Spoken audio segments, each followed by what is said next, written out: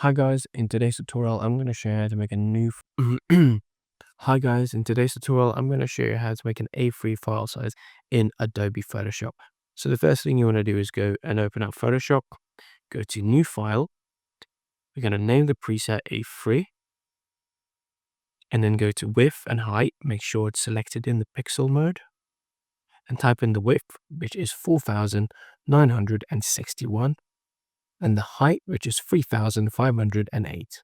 We'll keep the resolution at 72 and then go to the color mode and select the RGB color. However, if you are printing, which I assume you will be, you might want to select CMYK. And then once you've done that, keep the background contents white and keep everything else the same. And we'll just click create.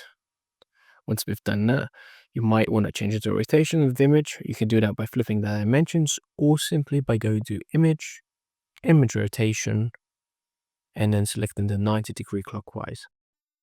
And that's about it. If you need any more help, simply drop us a comment below.